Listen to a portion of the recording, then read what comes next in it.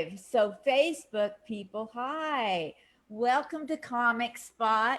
Comic Spot was created by this little Meshuggah Jewish, half Jewish lady so that as an army veteran, gangster, right? I can vet out veterans of comedy. And we've had no better veteran of comedy than the man sitting in the other square over here, Mike Dugan. Yes. Wait until Thank you, Linda. You bet, Mike. I'm so happy you're here. I can't wait to have you express your life journey to us and your new book that's out there called Men Fake Foreplay and Other Lies That Are True, available at Google Books and other fine places, I'm sure. And Amazon. And Amazon. Holy Toledo, yes. So let me get to the intro of Mike Dugan here. See if I'm able to actually. This is not my strong suit, you guys. Go on.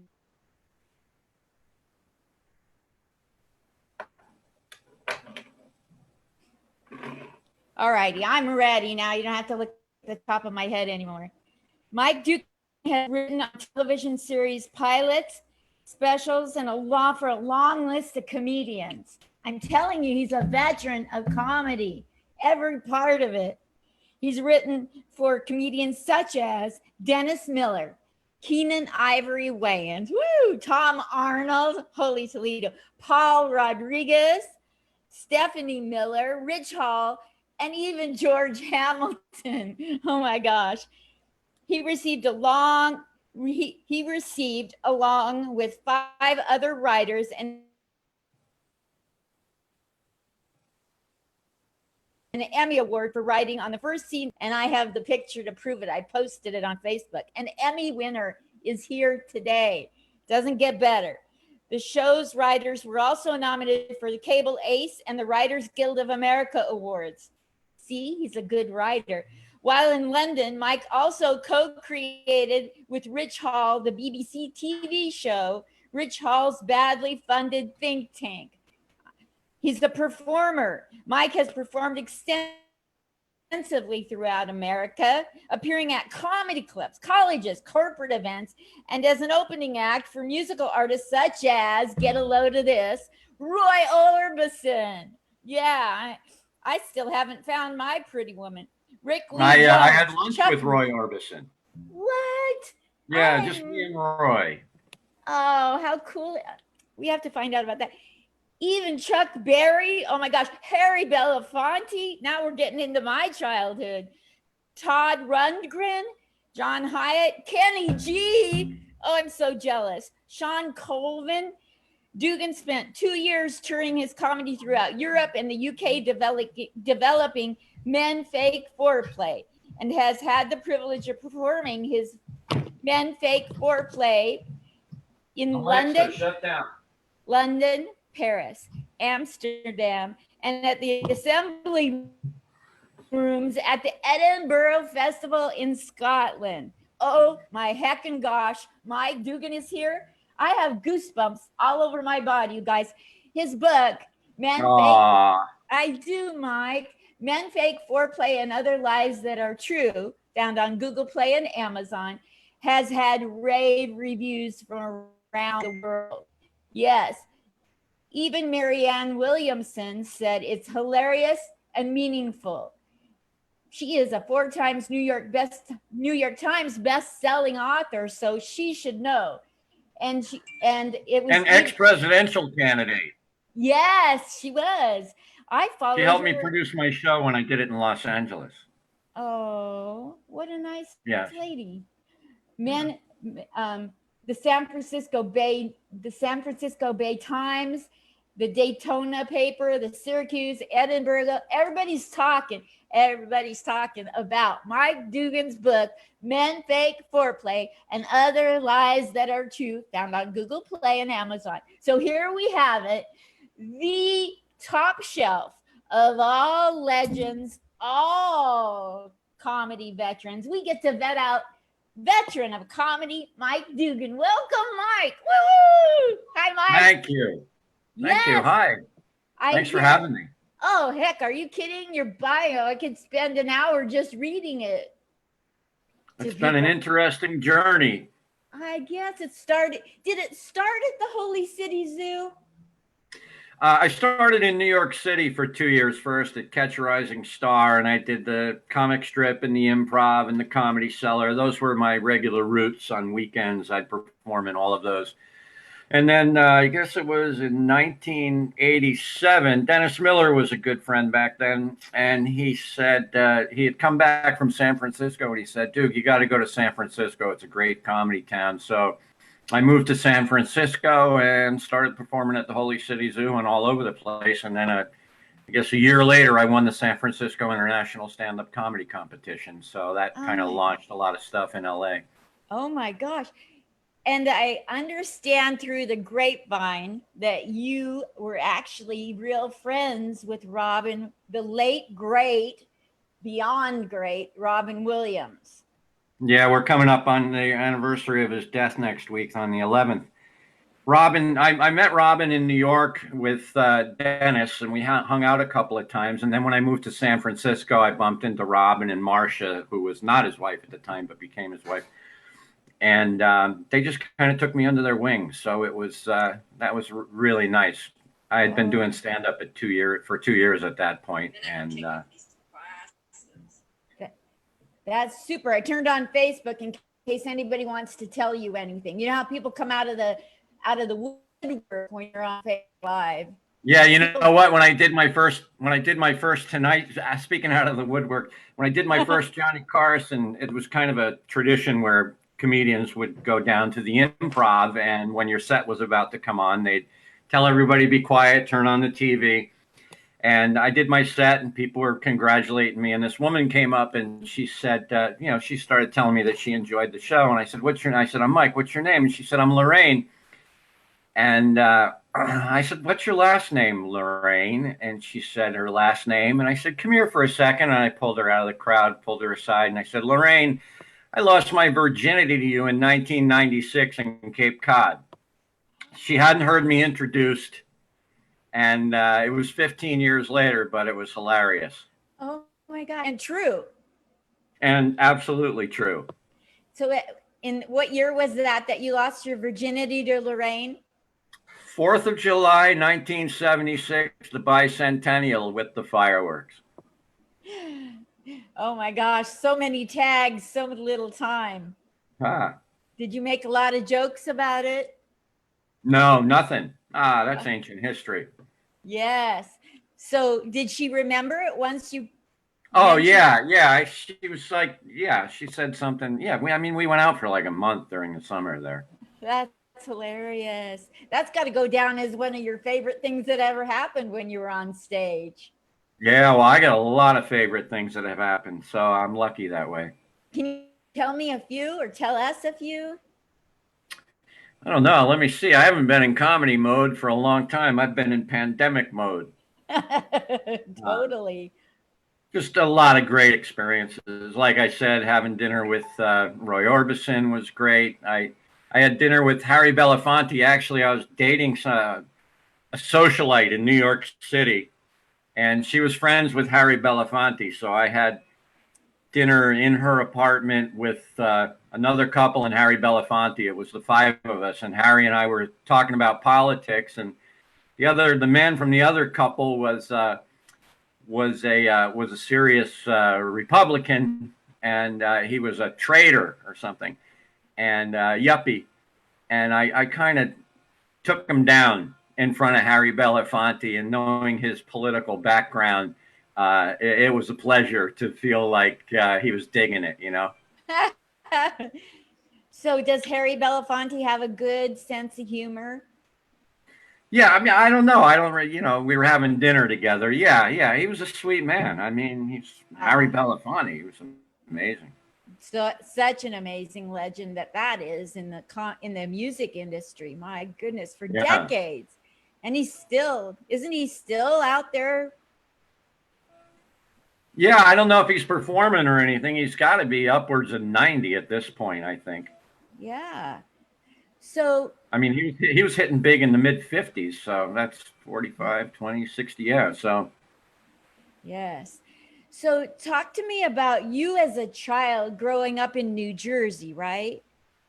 Yeah, I grew up in Ramsey, New Jersey, on a nice dead end street, real peaceful life. It was a little like Bedford Falls and It's a Wonderful Life, you know. And that's one of the things that my book is about, and the one man show is about, is how all of a sudden you look around and the world has turned into Pottersville.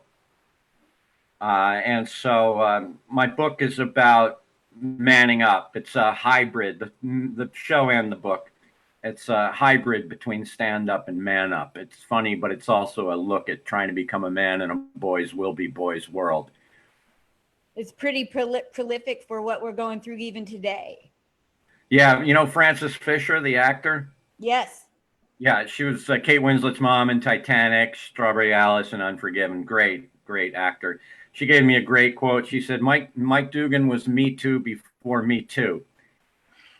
Because I wrote the book. The book was published in 2004, and I've been doing the one man show since, off and on. Although I took about 6 years off from it because my ex moved my three daughters to New Jersey, so I followed and spent most of my time just focusing on them.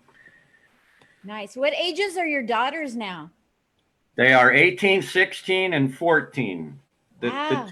The two younger ones are they do ballet. They've been doing it forever. They're really good at it. They do ballet with the Princeton Ballet.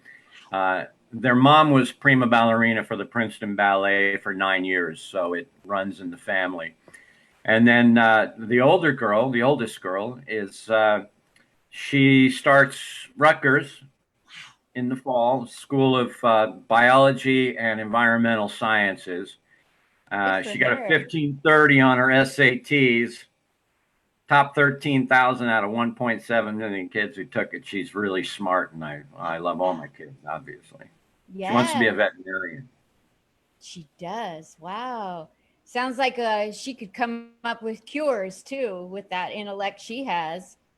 Yeah, one would hope, huh? Yes, absolutely. So you've done the book in play format at venues on the East Coast. I even wanted to come and see it, just couldn't make it. How did the book Men Fake Foreplay and Other Lies That Are True work as a book for you versus as a play in front of people? Well, the book allows me to elaborate a lot more. You know, the show has more of a storyline, and you know, it's also got the extra added benefit of being a performance. You know, so it's very funny. It's condensed that way. The book gave me the opportunity to elaborate on some of the themes about stepping up, not blaming women for your problems, that kind of thing. I love it. So Yeah, not a message you hear over burgers at Hooters anymore, is it? So what in your life made you write the book? What, like? Well, I just looked around. You know, my dad, I had a great dad. My dad was a real stand-up guy. You know, he was a gentleman. And I got out into the world and I looked around and I realized that not everybody has that, you know, and that we're in a crisis of leadership for men. So, you know, I looked around. The thing that really started the whole thing off when I decided to do this was, you know, looking around at the porning of America and realizing that, you know, that's not okay. That's not the way we should be conditioned to look at women. And, but it's very funny also. I mean, I'm not lecturing or anything, Yes. But I make my points, you know. So can people like, you know, like me, can anybody go and watch your play and pay, you know, like pay to watch it on a pay to play place on the internet? No, I haven't done it like that where people can do it online. I did perform it all over the country. I was doing a whole string of subscription performing arts centers where I was doing 1,500 seats, 1,000, 1,500 seat auditoriums all over the country. And I did the Palace in Albany, New York. And it's been pretty amazing. There's nothing like performing for a live audience that size. It's like trampolining off of their energy, you know. It's like, okay, you like that joke? Well, what about this one? And then it comes back. And then, I mean, there's nothing like a performance where you get to time that precision with the audience and just keep hitting it like a metabolic speed bag, you know? Wow. So then your book, how has your book sales been going, Mike? Well, I've let it lay fallow for a while. Like I said, I published it in 2004. I got up to number 46 on Amazon, got great reviews. Um, but for the last 10 years, I've kind of been concentrating on just being a dad, being available to my kids. That's so amazing. I I put up want, the show here and there, and I did it in Chicago last year for 5 weeks. wow. Um, and I've done it in Los Angeles a few times last year. Yeah, so I was getting it back up, Have and you then the thought, pandemic hit. yes. Well, maybe when the pandemic goes away, you can come out to Vegas and find a place to do it.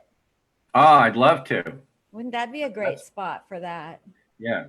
That's definitely a possibility. I can't wait to get up and perform. I've been writing so much stuff, and I got no place to put it. Oh man, I know this is crazy. And Zoom for veterans like yourself, me with my 6 years under my belt, Zoom is like, okay, I'll do that. I'll go anywhere. But for real veterans, you need the live audience, right? The Zoom Yeah, doesn't entice. that's the raw material that you shape, that you craft. You take the audience's energy and you manipulate it. So it's such an integral part of stand up. I don't think I'd want to perform, Yes. with no audience. I know. I've tried and I've gotten laughs and stuff and rebookings off of my shtick, but I'm not anywhere near the level and may never achieve your level. There's a good chance of that ever in my life, There's always promise. I'll achieve greatness in a whole different way. Like your trajectory is so amazing, and I shoot for the top of what I can do. So being on stage Yeah, and doing interviews. I was real fortunate with my trajectory in that I worked in San Francisco. Started out in New York, and then when I went to San Francisco, I just fit right in, and I got a manager there who owned the Holy City Zoo, and it just kind of took off from there. Wow. And then I went to Los Angeles, signed with William Morris right away, and I was Wow. almost had my own sitcom. There's a lot of things going on. It was a lot of fun. Did you ever do modeling? Because you're not bad looking. Thanks. I'll take that as a compliment. I have never done modeling. Because that Morris agency, I think they handle actors, models, comedians, everything. So I just was curious if you ever did modeling. Thanks for But asking. yeah, you're welcome.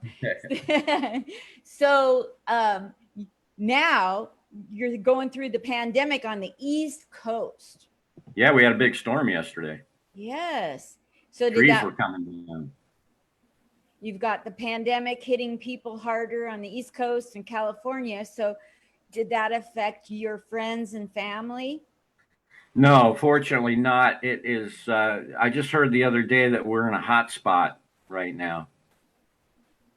So I'm immunocompromised because I had chemo for 5 months that ended in February. It's all good now, and it worked. Thank God. But I'm immunocompromised, so I'm pretty Yes. careful. I just stay down, hunker down, and do my writing, and see my kids, and drive them to ballet. They're doing the two younger ones are doing a big summer intensive at the Princeton Ballet right now. Wonderful. It's a shame for a lot of the girls who are lined up to do that, because the Princeton Ballet is renowned and their school is renowned, and there were kids who were coming over from Europe to attend this, all over the country and Europe, and they were going to be staying at the dorms in Princeton because nobody's there in the summer, and they couldn't stay at the dorms in Princeton because of the pandemic. So heartbreaking for a teenage girl, because the main thing is they'll come over and go, New York City, we're going to New York City. Everyone from Europe loves to see New York City. Yes, absolutely. It is heartbreaking, Yeah. and I'm so far beyond high school and college graduation and pomp and circumstance that I'm removed from the heartbreak, and it breaks Yeah, my heart to be reminded of what a heartbreak it is. So it is a it is. heartbreak. Yeah. Some of the writing I'm doing right now is how we have a tendency to be crippled by our perception of time, distance, and familiarity. I'm writing a lot on that theme right now. That if we could all think the same thing at the same time, you might be able to get some change. But everything's so scattered, especially with all the dissemination of information now. It's not like there was, there were three networks when we were Yes, growing up. That was your option, and so there's kind of there's no communal hearth. There's no town green. There's a it's Tom true. Green. Oh my gosh. So you've mentioned people who have helped you along the way, like Robin and his wife, and being in the Morris agency and other things that I really can't remember, I'll be honest. But I digress. But Dennis Miller, I met him in New York City when I first started out, and we became friends. And he was very influential. And I've just and Paul Provenza. I don't know if you know who he is, but Paul was very successful when I started out, and he took me under his wing. And once I started writing for television, first Tom Arnold offered me. I was just talking to him on the phone one day, and he said, "You ever write a sitcom?" And I said, "No." He goes, "You want to?" I said, "Yeah, sure." He goes, "Okay, come down to the office on Tuesday, and I'll hook you up with our producer, and I'll give you an episode because the WGA has a requirement that every season, 2 scripts out of whatever 16, 14, whatever, have to be given to someone new." To keep it from being a pocket of nepotism. So they have to offer opportunities. So he asked me to do that. And it paid $14,500 and got me insurance and got me into the Writers Guild. And that was awesome. And then it never reran. I would have gotten 50% of the first run if it had rerun. And I was like, oh, crap, because they canceled it pretty quickly. It was the Jackie Thomas show. And I went out to my mailbox one day and there was a check for $3,500 because it aired in Australia. And I'm like, all right, excellent. Good But old then Australia. when Dennis Miller got his HBO show, he called me up. He's like, Dugan, we got a new show. He went, ah. So I said, yeah. And then we just did 6 episodes in the first season and we won writing Emmys. So that's a pretty strong calling card. And after that, I got offers and took offers, and I didn't do stand-up for about maybe a little here and there. For about 4.5 years I was writing for television on Keenen Ivory Wayans, Stephanie Miller show, late night talk shows, most of which went nowhere. I mean, they aired for 3 months or for 6 months, but they never got into longevity. Did anybody invite you to come on and do comedy on late night? Yeah, well, I did a lot of stand-up on television. I was on Johnny Carson twice. I That's did Jay right. Leno. Yeah, What's you that? did. Yeah, I did 2 Johnny Carsons. I did Jay Leno, and then every other show. There was that spate of time a long while ago, where all of the new cable stations needed content. So a brick wall, 3 cameras. The comedians perform. They write their own stuff. It was natural. It was a low cost product. So there was a ton of those things. I was on Evening at the Improv 5 times, Comic Strip Live like 5 or 6 times, Rosie O'Donnell stand-up spotlight twice. I don't know, like 70 television appearances that I did back then. Oh my gosh. So do you have a favorite? This enters into me being a kind of a comic knowledge nerd. Do you have a favorite joke that usually gets the least amount of laughs that you just basically tell for yourself? Oh, I don't know. Because I have those, and I refuse to give them up. I know they're going to hit someday. There's a few. I'm sorry, I can't think of anything right now. That's okay. There's a few people's jokes that I like. Yes. This one stands out. Of course, I would never do it. I write my own stuff, but I worked Yes. with Stephen Wright at Mary Washington University in Washington, D.C. for a couple nights.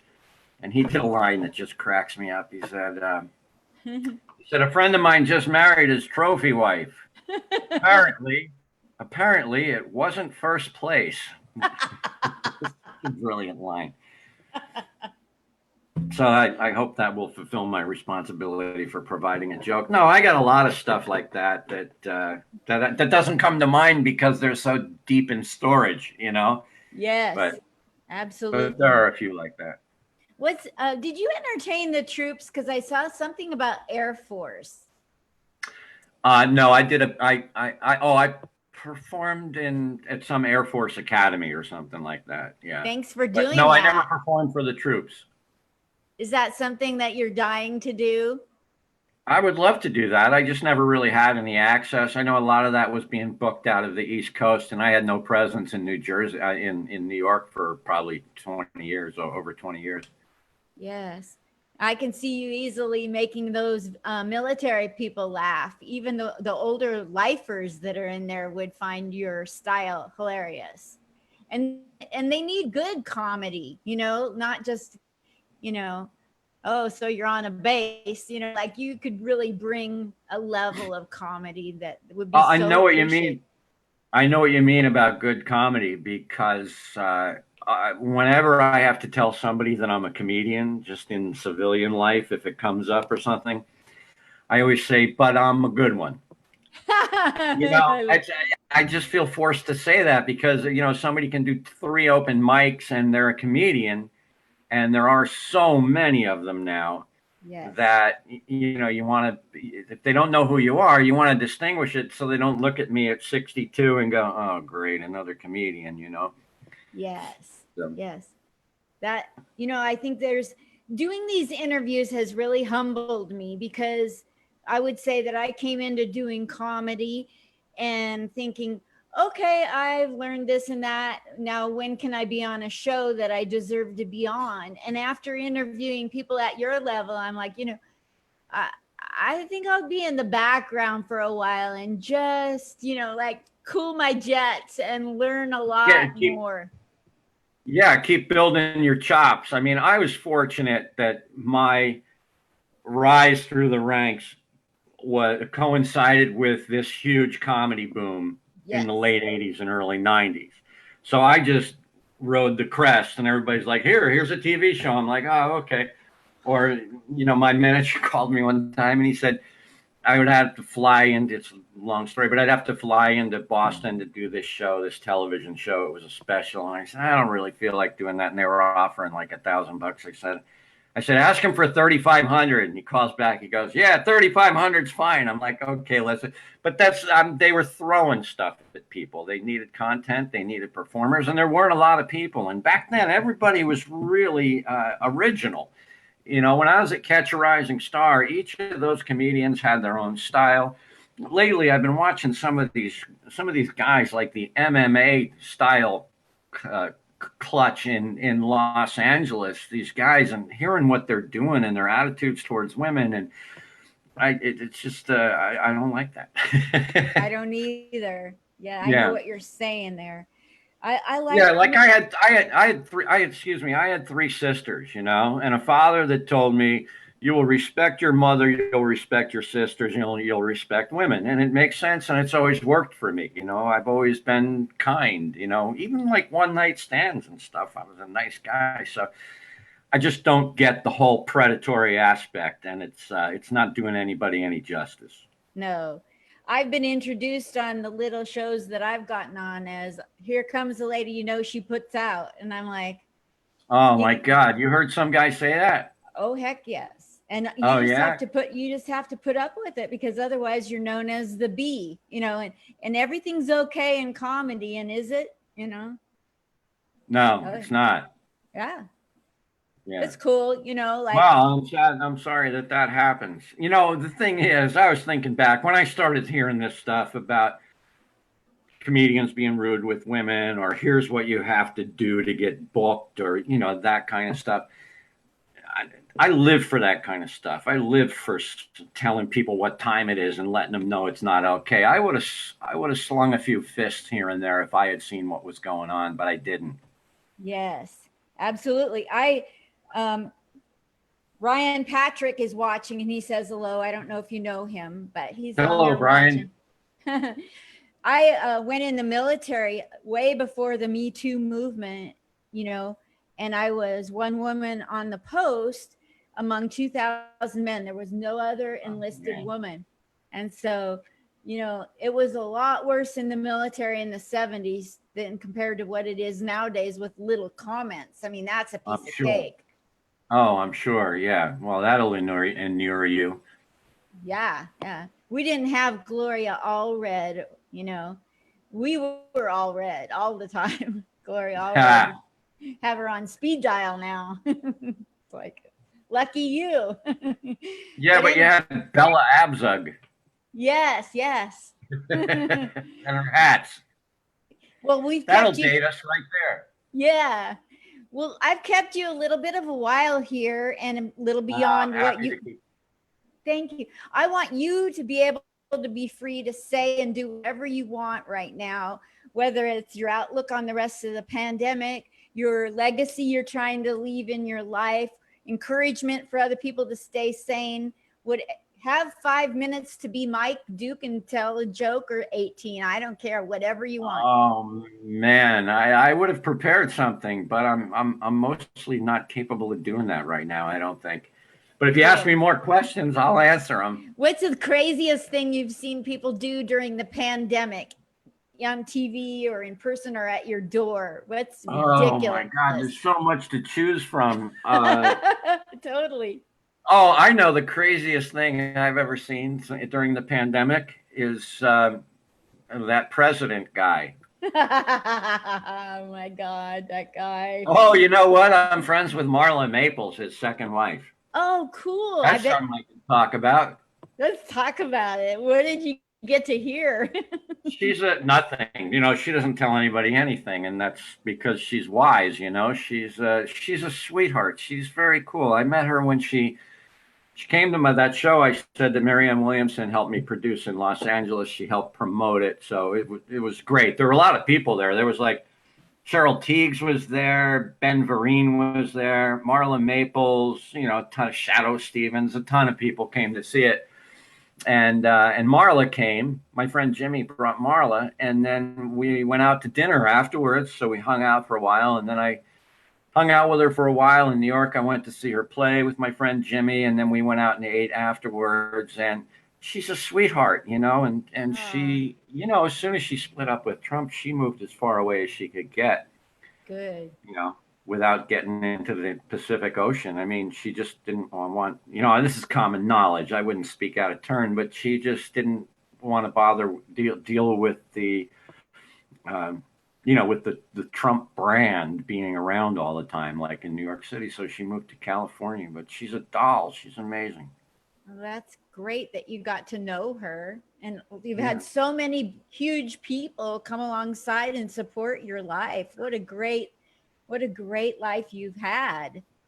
I've been really lucky in that regard. You know, it's like people get put in my path when they need to be there. It's been that way my whole life, from when I decided to play pool and get good at pool. You know, I had this amazing mentor who was probably 70 years old at the time. He wore spats. He had an ebony and ash cue stick that he won in a tournament in 1928. He used to play with Frank Sinatra in New Jersey. He played pool, so that kind of thing. Then when I moved up to Killington, Vermont to ski, I got a mentor there who was amazing. It's just people get put in my life, like Robin was put in my life. As soon as I moved to San Francisco, the first time we hung out, Marcia said, "We're going back to watch Lady and the Tramp on video and eat some popcorn. Why don't you come with us?" So I'd been doing stand-up for 2 years, and I'm sitting in his living room, and I'm going, I'm in Robin Williams' living room eating popcorn and watching Lady and the Tramp. And it was just like, this is just too weird, you know? And this was sort of around the time of Mork and Mindy. No, Mork and Mindy was done by then. I got out there in January of '87. So okay. This was more like the time of Good Morning Vietnam and Dead Poets Society. And then after that, you know, a few years later, it was Mrs. Doubtfire. I love all his stuff. Love it all. What's that? I love everything he ever did. Oh, he was amazing. My kids thought Mrs. Doubtfire was about me, you know, when they were little, because I had separated from their mom and I was the artist, you know. And I didn't even realize that. One of them mentioned it years later, and I said, and then I asked my other youngest and said, "Did you think so?" Oh yeah, because it was the businesswoman who was like, he's living in a dream world kind of thing, and they thought that Robin had written it about me, not that Robin had written it. But I didn't know that for years. It's pretty funny. How Very cool. similar. When you were around, this isn't about Robin Williams, but it's a little bit about Robin. When you were around him, could you tell that his mind just thinks fast? That's just the way he is. Was that? Yeah, well, that was one of the greatest things, was playing with him. Having somebody smart to play with ups your game. It's on a cellular level. It's not even, the challenge, but that's one of the things I miss about being around all my comedian friends is our skill is our ability to play and engage and, play with people and play with ideas and create together. And I've been fortunate to be around some of the best and smartest comedians in the world, and there's nothing like it. I mean, you get like Rick Overton, who's just a genius. I used to watch him do improv with Robin. The only times I've done improv was with Rick Overton, and Robin was twice. Robin would come into Cobb's Cafe in San Francisco. You could always tell when he was in the back of the room because he'd wait in like an aisle in the back, not like the pathway to where the waitresses go. And I always knew if he was like be on stage, and I always knew if he was there because I'd just hear, "Ha!" That's the way he laughed. A lot of comedians just laugh that way because it's just a burst like that. But Rick Overton was as fast as Robin, in my opinion. Wow. Yeah, Rick would get a spark and Robin would run with it. How did Robin run with everything like he did? I don't know. I watch him just for inspiration. Yeah, I mean, he was a great comic, but he was also an incredibly dear man. He was a sweet man. He was kind. He helped a lot of people. I mean, everybody in the San Francisco comedy scene back then, they were friends. Robin. I always got the feeling that Robin treated me like I was a success and just at a different level of my success than he was. He was very open, very kind to people. It was a tough loss. Yes, it was. And it still continues to be. So I found out, I lived in San Francisco for a while, and I found out from somebody at the San Francisco hospital, the University USF hospital, that after Patch Adams played, Robin would go around to all the children at Christmas time, asked what they wanted for Christmas, and then he would go shop and he would wrap and he would bring the presents to all the children himself. Yeah, he would do that quietly. I think he was probably doing that even before Patch Adams. He and a guy named Michael Pritchard, who was pretty renowned out there, a remarkable guy. He's a humanitarian. He's had specials he had a series on PBS called The Power of Choice, where he goes into schools and talks to the kids. And he's an amazing guy, another mentor of mine. So wow, you've had some great. But mentors. They would go together, is my point. Robin and Michael would go together to cancer wards, and all unhailed, all unannounced, all privately, never for attention, but because it was the right thing to do. Makes me tear up every time. Yes.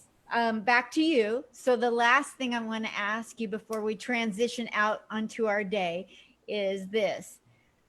You've lived a long, great, amazing life. A lot of us will never achieve your level of success.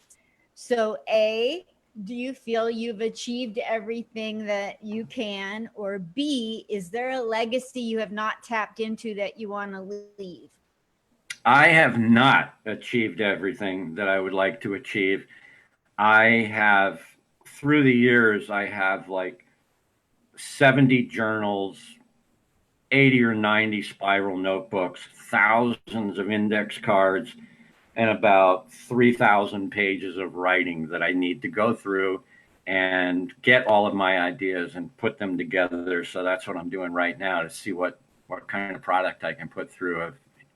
I just write things and put them down, and I won't finish them. I'm like, oh, there's a premise, and then play with the premise. So I'm really enjoying my writing, and the legacy I would like to leave, well, besides my children being such great kids, um, is hopefully just a level of kindness that I carried through my life.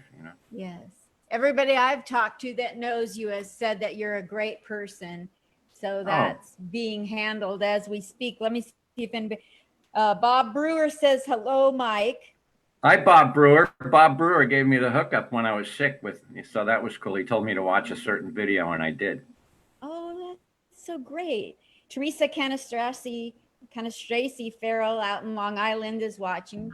She probably will Hello, hit you Teresa. up to interview. She does an interview show that's amazing too. All right. Yeah, there you go, Teresa. You're welcome. Yeah. Thank you so very much for this amazing interview. Anything Thank else you you for want to having me, say? Linda. Anything else?